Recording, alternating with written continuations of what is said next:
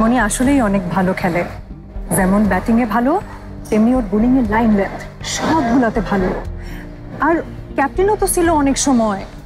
আমি এত কিছু বুঝি না, শুধু তোর মনে রাখতে হইব তুই সেরা।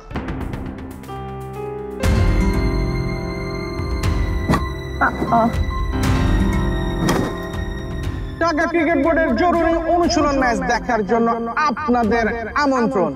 আজকের ম্যাচে মুখোমুখি হচ্ছে নারী জাতীয় ক্রিকেট দলের বাইরে থাকা ক্রিকেটারদের নিয়ে গঠিত লাল দল আর নীল দল। দুদলে কিন্তু রয়েছে আজকের ম্যাচের বিশেষ আকর্ষণ নতুন আর পুরানো মাশরাফি জুনিয়র। বিশ্বকাপের দলে সুযোগ পায় কে সেটাই কিন্তু বের হয়ে যাবে আজকের এই ম্যাচ থেকে। তাহলে আমরা দেখি ম্যাচ শুরু হচ্ছে।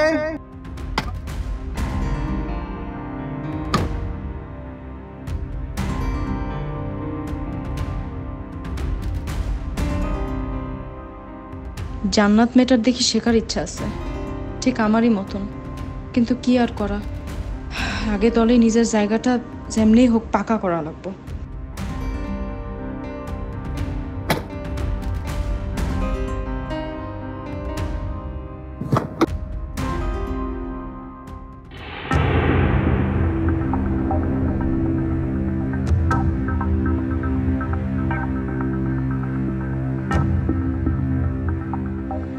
ভাই যান, খেলা যাবে না ভাই। আমার মায়া খেলতেছে তো তাই দেখতে আইছি। না ভাই, আপনি অনুমতি নিয়ে আসেন। ওই তো আমার মায়া আইছে। ভাই উনি আমার আব্বা। আপনি আর বলবেন না আপনার মাসুদের আব্বা?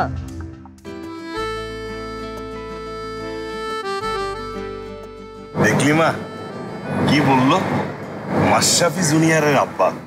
শুই না আমার বুকটা গর্বে ভইরা গেল। আচ্ছা ঠিক আছে, এখন কও তুমি আসতে গেলা কেন? দেখ মা, প্রথমে আমি আসতে চাই নাই, পরে ভাবলাম তোর জীবনের আজকে একটা গুরুত্বপূর্ণ খেলা, সেটা ভাইবা আর ঘরে থাকতে পারলাম না, খুব অস্থির লাগতেছিল। তুই কি রাগ করছিস মা? তাহলে আমি যাইগা। আব্বা দাঁড়াও তো দাঁড়াও, আমি রাগ করতেছি না। আমি তো ভাবতেছিলাম যেদিন বিশ্বকাপে খেলবো না সেই দিনই তোমারে একবারে মাঠে নিয়ে আসবো।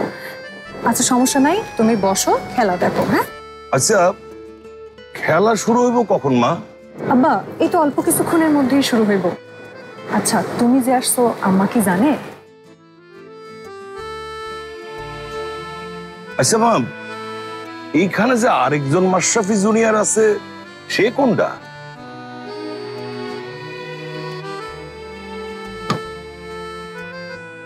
আচ্ছা, টিভিতে দেখছিলাম ওরে, শুনছি নেশা করে নাকি মাঠে খেলতে নামে। না আব্বা, এসব সব মিথ্যা কথা। মনির শাস্তি কমে গেছে এই জন্যই তো খেলতে পারতেছে। দেখ মা, সত্য মিথ্যা কোনোটাই আমরা জানতে পারি না, তবে এইটুকু জানি যা রটে তা কিছুটা হইলেও ঘটে। আব্বা আমি এখন এসব কথা শুনতে চাইতেছি না।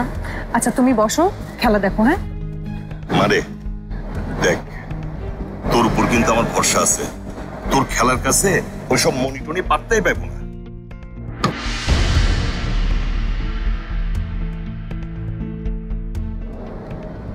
আব্বা তুমি জানো না, মনি আসলেই অনেক ভালো খেলে, যেমন ব্যাটিং এ ভালো তেমনি ওর বোলিং এর লাইন লেন্থ সবগুলাতে ভালো। আর ক্যাপ্টেনও তো ছিল অনেক সময়। আমি এত কিছু বুঝি না, শুধু তোর মনে রাখতে হইব তুই সেরা। আব্বা নিজের মাইয়া জন্য এই কথা বলতেছো তাই না? কিন্তু আমার না খুব ভয় লাগতেছে। এত দূর আইসা যদি পুরানো মাশরাফি জুনিয়রের কাছে হাইরা যায় তাহলে। মনির কথা না ভাইবা নিজের খেলার দিকে মন দে রে মা, নাহলে তো জানোস তোর মা বৈশা আছে তোরে দুবাই পাঠাইয়া তোর জীবনটা নষ্ট করার লাইগা। এটা কি বললো আব্বা? জীবন নষ্ট হইব কেন? দুবাইয়ে তো কত মানুষ যাইতেছে না। আমি শুধু ক্রিকেট খেলাটা চালায়া যাইতে চাই তাই। তোর কষ্টটা আমি বুঝি রে মা। অনেক শখ করে তোর নাম রাখছিলাম জান্নাত, ভাবছিলাম তোর জন্য আমার ঘরটা জান্নাতের মতো শান্তি হইয়া যাইব। তোরে জীবনে শান্তি দিতে না পারি, কিন্তু বিদেশে পাঠাইয়া অশান্তিতে ফেলতে চাই না রে মা। বিদেশে অশান্তি? কিন্তু আম্মা যে কইলো তোর আম্মার কথা রাখ, নিজের সন্তান হইলে তোরে কি এত দূর পাঠানোর চিন্তা করতো? মারে, বিলকিস যাদের বিদেশ পাঠাইছে তাদের পরিণতি কি হয়েছে সেটা আমি খুব ভালো করে জানি। কিন্তু এটা তো আমি জানতাম না মা। আমি যা বলতেছি তা সত্য রে মা। তোরে কিন্তু আজকের ম্যাচে ভালো খেলতেই হইব। তুই যদি আজকে হাইরা যাস তাহলে তোর সাথে সাথে আমিও যে হাইরা যাব মা। সুপ্রিয় দর্শক, আর অল্প কিছুক্ষণের আব্বা, মধ্যেই খেলা শুরু হয়ে যাইতেছে, তুমি কোথাও বসো, আমি তাহলে আসি। যা মা, মনে সাহস নিয়ে খেল। খেলার কাছে কেউই পাত্তা পাইব না। যা।